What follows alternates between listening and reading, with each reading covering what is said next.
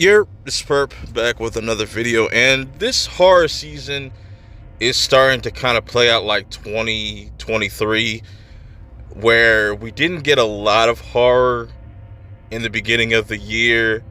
I think it's a little bit slower this year, so I expect all the big hitters to come out around springtime into the summer and the rest of the year, the second half of the year, pretty much. So with AMC's, unseen movies, whatever they do, these mystery movies every Monday, this time they have two horror movies. There's another one that's going to come out next week. That's going to be PG-13. This one was rated R.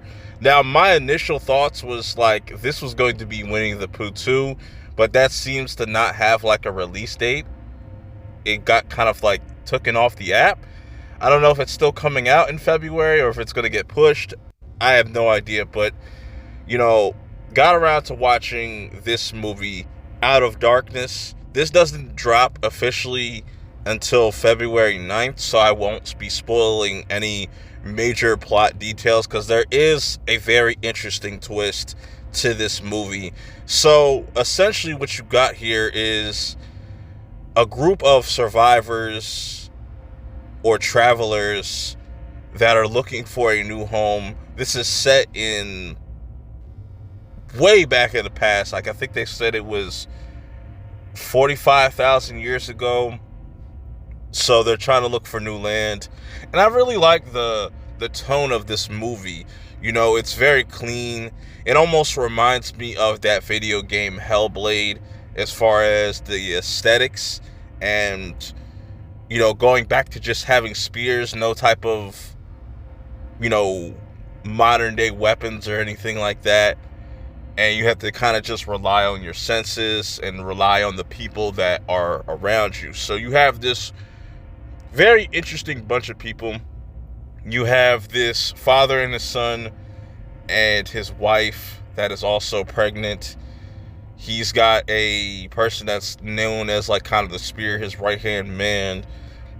Then we have kind of like the wild card, which is the stray, and you have the old man that is pretty much the wise one, which kind of he sets the tone of this movie where this kid, the son, he wants to hear a story, and he only wants to hear like tragic stories. It's really weird. It's really bizarre, the kind of stories that he's into.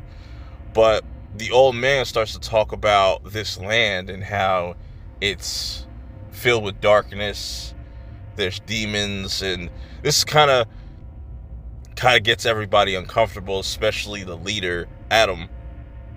And as they're kind of traversing, what ends up happening is the son goes missing, and this kind of puts everybody in a panic, and this is where the movie really starts to kind of kick off. And I love the atmosphere. Like I said, there's a lot of like wide open shots of areas, and it's just them in a fire, and I could see that being a complaint for some people. Like, the movie definitely is very dark at times, and I feel like that is a creative choice, and I feel like it fits for this movie because too many times where we see these kind of quote-unquote creature features and they show the creature too much and it looks like a CG hot mess, but we don't know exactly what this thing is that's in the dark, but it just got everybody out of pocket. And that's where we really get into like the psychological aspect to it, where now that somebody within their group has gone missing and it's a child, it's kind of gotten everybody out of character. People are splitting up. You don't know what's going on. Is this all in their head? Or are they overthinking things? Is it really a creature? And I love how they kind of tease that with the suspense of, people popping up dead here and there, them finding certain things that seem like a graveyard for a bunch of dead bodies. And it is very graphic too, not like overtly over the top gory. It's just very visceral. It's very like, a character might snap their leg and you'll see the bone pop out, that type of gore. Or you might hear a sound effect of somebody sawing something off.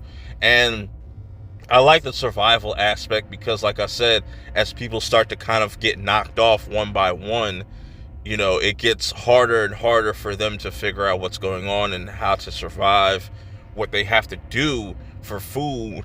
And really solid horror movie, I think. I think it got its point across. The twist was really interesting. I didn't really see that coming. Some people might feel otherwise with just how the movie played out.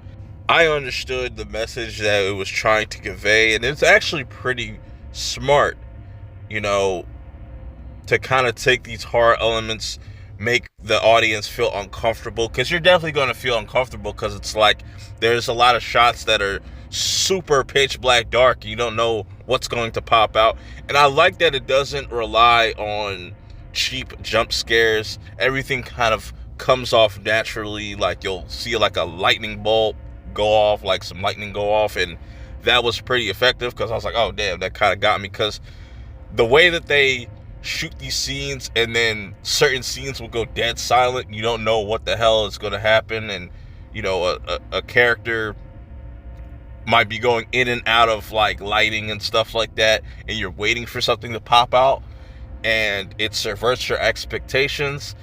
Like I said, this movie's only an hour and 30 minutes, but I feel like it was really well paced. I never felt like the runtime or the movie or even the pacing just felt like it was dragging out just to drag out. If it was like 2 hours long, yeah, it would have definitely felt like it was dragging out, but I like it. If you like movies like Prey, this will definitely kind of give you those vibes, only in a darker setting. I would recommend checking this out for yourself. If you do get around to checking out this movie, let me know your thoughts of it in the comments below. Till next time, I'm out. Peace.